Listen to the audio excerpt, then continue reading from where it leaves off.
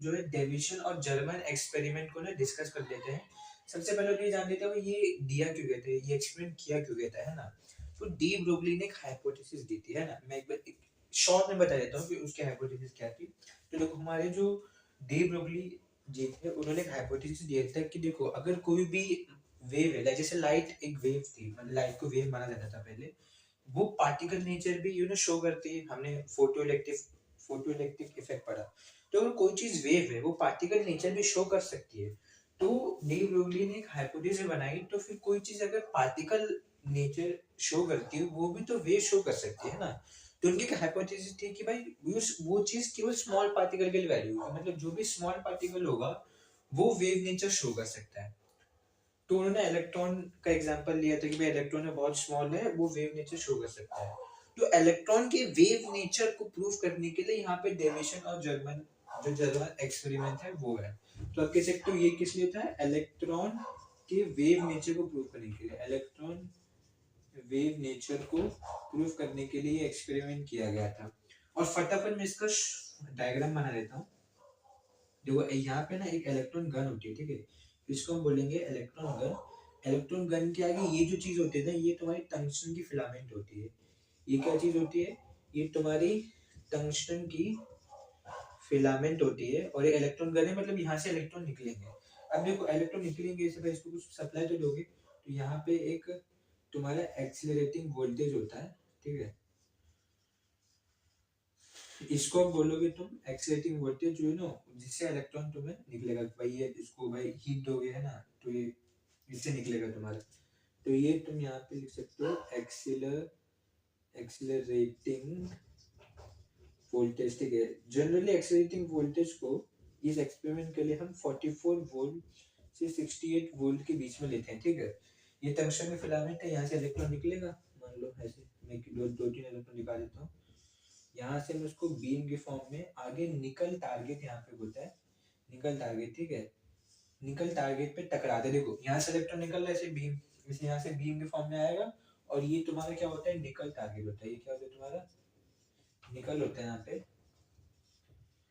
और निकल से ये टकरा के यहाँ पे ना एक वो लगा होता है, मूवेबल कलेक्टर, है ना। जैसे मैं बना दे रहा है, ऐसे कुछ होता है। बुक में देखना बहुत अच्छा डायग्राम दिया होगा। ये तुम्हारा क्या होता है, मूवेबल कलेक्टर। मतलब इलेक्ट्रॉन यहाँ पे कलेक्ट होगा, बेसिकली हम उसको ऑब्जर्व करेंगे, मूवेबल कलेक्टर। और यहाँ पे हम एक गैल्वेनोमीटर भी लगा लेते हैं। मान लो अगर इलेक्ट्रॉन आ रहे हैं तो उसकी इंटेंसिटी क्या है वो देखने के लिए गैल्वेनोमीटर भी हम यहाँ पे लगाए होते हैं। तो यहाँ से क्या होता है, मान लो इलेक्ट्रॉन आ रहा है, यहाँ से टकरा के बहुत जगह स्कैटर करता है, ठीक है। बट अभी के लिए मैं यहाँ पे दिखा दे रहा हूँ। ऐसे ये पूरा ऐसे बहुत लंबा होता है, बताइए, ये ऐसे पूरा लंबा होता है। और यहाँ से इलेक्ट्रॉन आ रहा है, फिर यहाँ पे बहुत जगह ऐसे टकराता है। तो देखो उसमें जो आपको एक चीज जो याद करने की चीज है आपको, कि देखो मैंने आपको क्या बताया था कि ये जो प्रोसेस हो रहा था, एक्सीलरेटिंग वोल्टेज 44 से 68 वोल्ट के बीच में था, है ना। यहाँ पे थीटा एंगल भी डिफ्लेक्ट होता है। तो एक एक कंडीशन पे हमें कंस्ट्रक्टिव इंटरफेरेंस देखने को मिला, मतलब इलेक्ट्रॉन की मैक्सिमम इंटेंसिटी देखने को मिली। अगर देखो अगर इलेक्ट्रॉन पार्टिकल होता तो उसको एक यूनिफॉर्म, हर जगह यूनिफॉर्म इंटेंसिटी दिखाना चाहिए था। लेकिन ये इंटेंसिटी पे अप एंड डाउन क्यों हो रहा है, अगर वेव हो तभी तो। आपने पढ़ा था ना, जब लाइट वेव था तो एक जगह ज्यादा ब्राइट आ रहा था, एक जगह डार्क आ रहा था, मतलब इंटरफेरेंस और डिफ्रेक्शन हमें दिख रहा था ना, ब्लैक एंड व्हाइट। तो उसी तरह यहाँ पे भी था।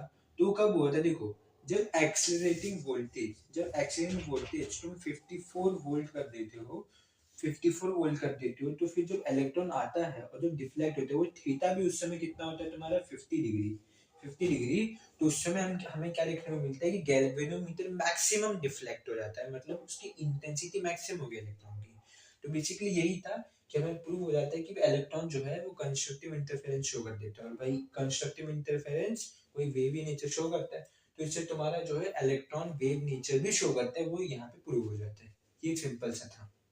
जो डाटा को याद रखने की चीज है कि भाई एक्सीलरेटिंग वोल्टेज इस एक्सपेरिमेंट के लिए हमने 44 वोल्ट से 60 वोल्ट के बीच में रखा था, जिसमें कहाँ पे कंस्ट्रक्टिव इंटरफेरेंस शो हुआ था, जब एक्सीलरेटिंग वोल्टेज 54 वोल्ट था, उस समय डिफ्लेक्ट कितना हुआ था इलेक्ट्रॉन, 50 डिग्री पे। तो हमें मैक्सिमम इंटेंसिटी देखने को मिली थी। दैट्स इट, ये डायग्राम था, दैट्स इट।